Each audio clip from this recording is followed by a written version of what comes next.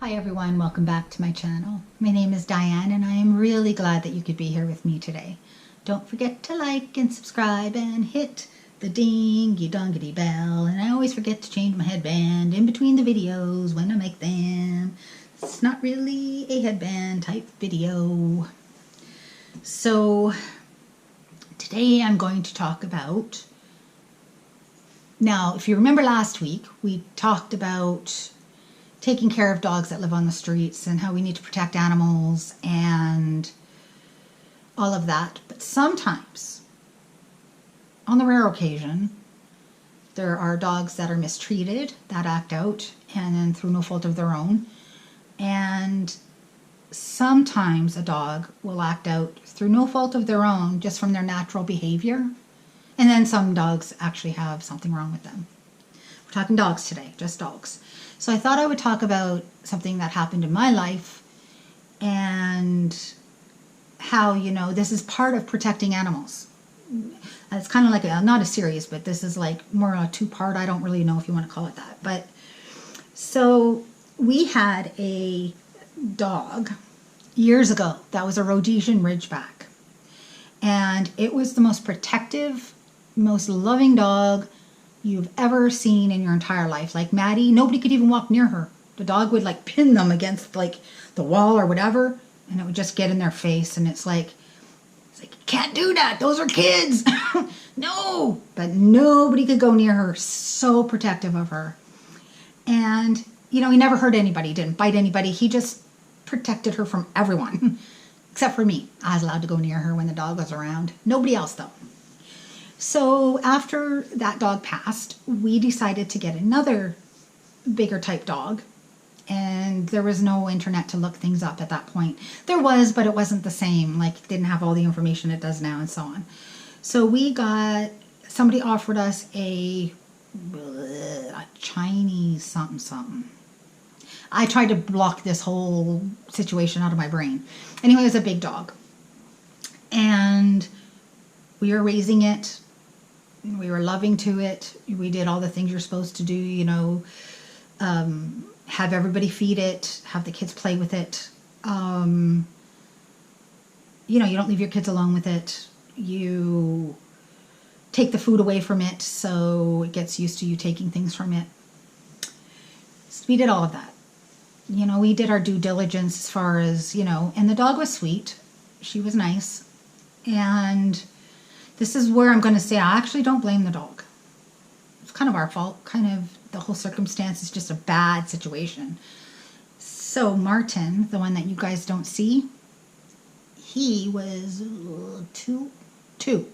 And Felicia was 15 or 16. Anyway, she was babysitting and she was taking care of Boo Boo.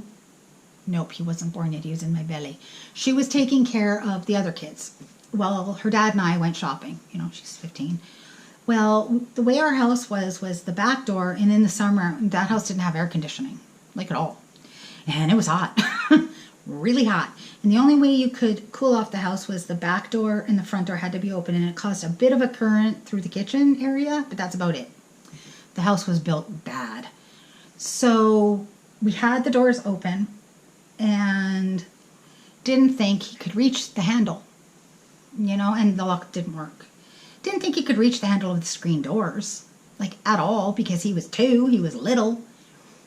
But guess what? Somehow, you know, and the dog was in the back.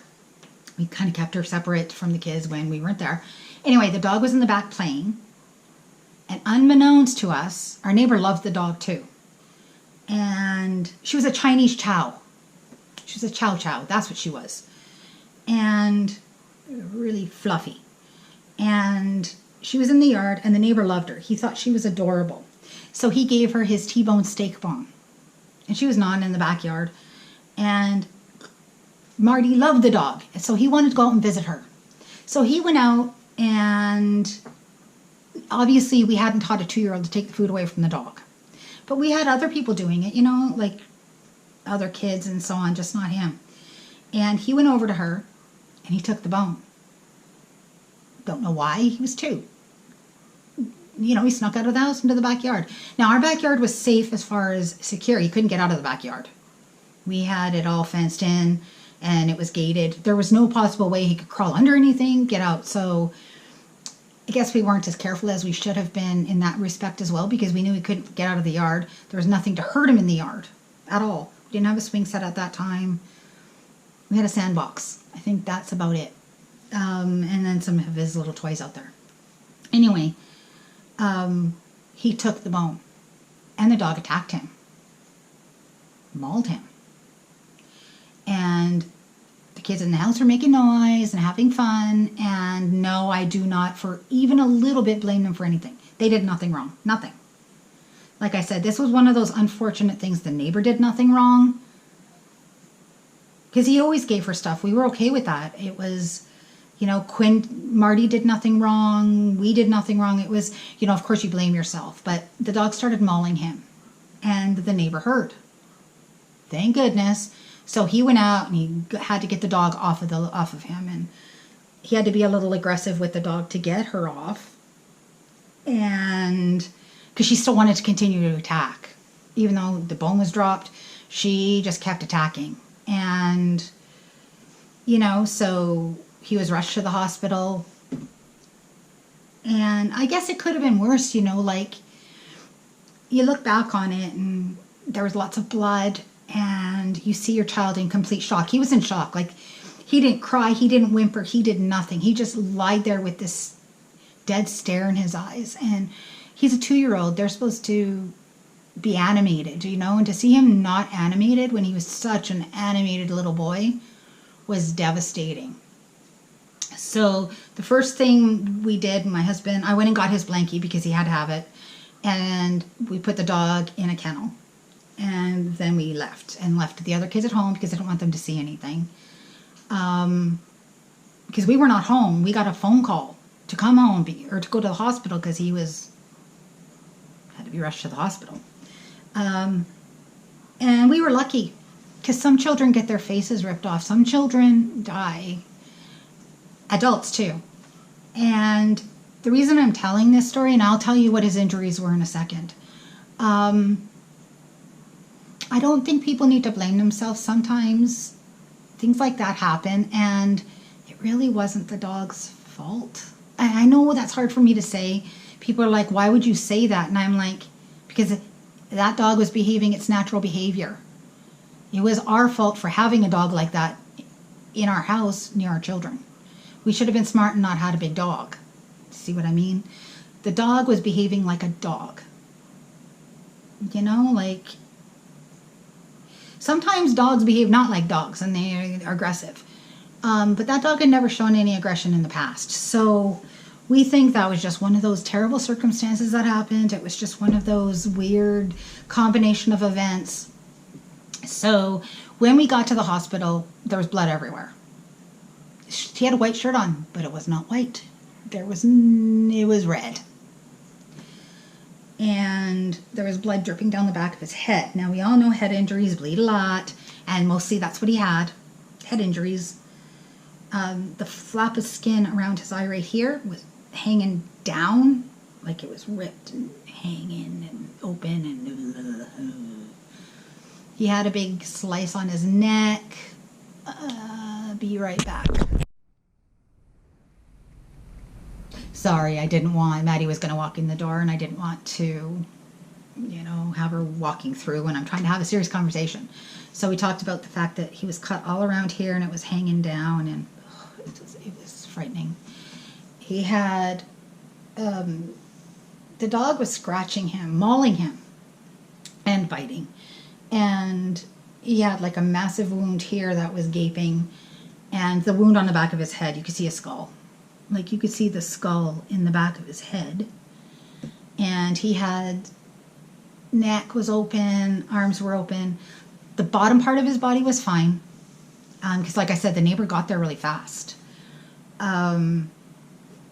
Really, the injuries that were concerning, yes, they sewed up his arms, they sewed up his neck, and that was, I guess you could say, the minor parts. He had a few stitches here and there. You know. The head, not so much. Oh, I forgot about the ear. They had to stitch his ear too. Stitch his ear back on. They had, actually we were lucky because in Edmonton where we lived at the time, it was in Alberta, Canada, there was some kind of really, really good pediatrician from Calgary, which is another Alberta city. He had been up in Edmonton doing whatever, and he was working at a hospital. I don't know what he was doing, but he was in the area and he was working. And they called him and he said he would come. And because my son's face was bad. It could be worse, like I told you, but it was bad. And so he showed up and they put my son in this, I don't know, like they don't knock you out all the way because he had lost a lot of blood and he was pretty messed up, but it's like a half asleep so they could sew him up. And they sewed the back of the head. That was really a straight injury. It was just gaping, like a long gaping. So now the poor guy has a scar in the back of his head. Pretty bad, actually. Although it healed up really nice. And around his eye, like it basically goes around his eye like this because it was just... The plastic surgeon did an amazing job because there was skin missing, you could tell. And my son has scars. You can see them clearly. His whole eye is scarred. It's really noticeable.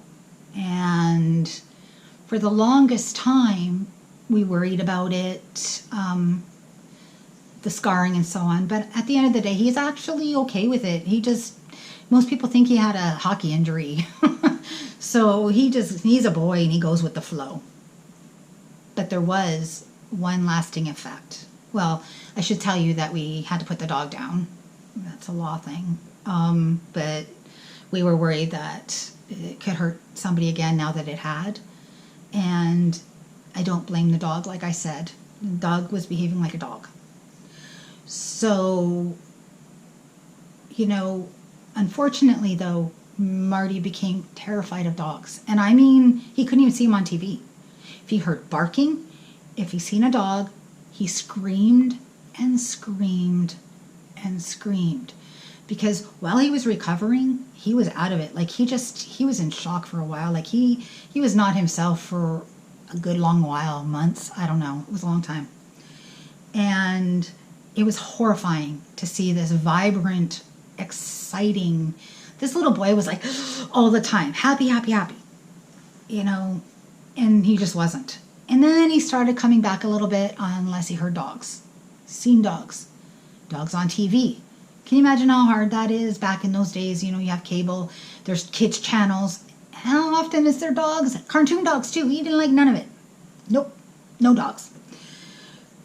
So his pediatrician, and yes, this is weird, the kid doctor used to be a veterinarian. So when Marty was in for a checkup, getting his stitches out and so on, and the doctor checked him over several times, because my kids had a pediatrician in Edmonton, like an actual kid doctor for all of them. And he told me that we needed to get another dog. I'm like, no. He goes, you need to, or else he's never going to want to be near dogs ever again for the rest of his life. I'm like, he's right. Marty was 3 at the time. Now he was healing and stuff, and don't get the dog right now, but wait a while, but we needed to do it. So, I don't know, 6, 7 months, 8 months, maybe a year, I can't remember exactly the dates or so on. The doctor recommended we take him with us and peruse, look for dogs, look at dogs. Back then, yeah, they had dogs in pet stores. So we would go and we would look at dogs. Just look at dogs. Get them used to dogs. Then one day we went in a pet store. And he looked at a dog and he goes, I want to see that dog. And we're like, awesome. Because it was like a little dog. She wasn't going to grow. She was a Chihuahua Schnauzer. She was going to be little. So we brought out the dog, and he was petting it, and he liked it. And all the other dogs that were barking were scaring him, but this dog was not. So we got that dog. And for 13 years we had that dog. Or something like that. Long time. And Marty never liked her. He didn't pet her, but he was indifferent. He's also indifferent to Chanel. He doesn't pet her. He doesn't really go near her, but he can live with her. And he did get over at least some of the trauma of what happened to him. And the doctor was right. We had to get a dog. And this is just my own personal experience. I'm not telling you if your child gets mauled by a dog or you get mauled by a dog to get another dog. That's a personal thing. That was something we did. We made sure it was a little dog.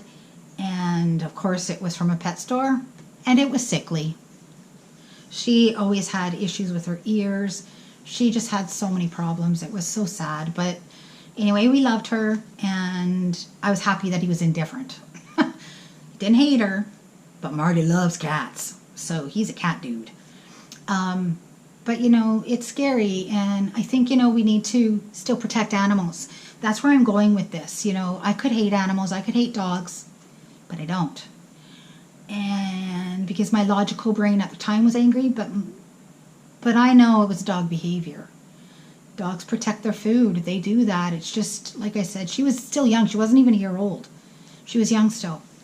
So, you know, things happen, and it's scary, and it's sad, and it's hard, but we need to do better. We need to, you know, not just put them down, and we can't be aggressive. You know, if you're aggressive to your dogs, you're teaching them to be aggressive. And then when they're aggressive to you, you put them down because they're aggressive. What is that? You can't do that. You need to protect them and be kind to them, because the way you raise them, it influences how they are most of the time. There's the rare occasion where the dog is not a good dog, like people. You know, there's psychopaths and so on. There's also dogs that are not good, but there's still, you know, the majority are not evil. My husband had a Doberman, and it was the nicest dog he said he ever seen. So, you know, it's like, we need to treat them better. We need to treat dogs and cats better.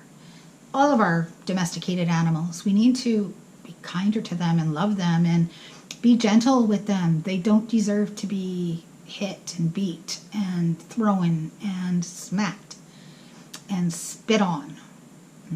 Yeah, there was a story recently where somebody did that, and I was horrified. I wasn't even going to make this video, actually, but I was horrified. And I'm like, that's horrifying. Who treats a dog like that? I was crying. I was actually crying. That broke my heart. I'm like, how can they do that? It's a beautiful, sweet dog. Oh, yeah, no. I didn't even do that to the dog that attacked my son. I didn't hit the dog. I didn't do any of that. So, you know, no. So just keep that in mind, you know. I don't know. It's just how I feel. Just my own personal experience, my own personal opinions. So take it for what it is. But we all do need to be kinder to animals. We do. And we need to remember how we raise them is how they're going to be.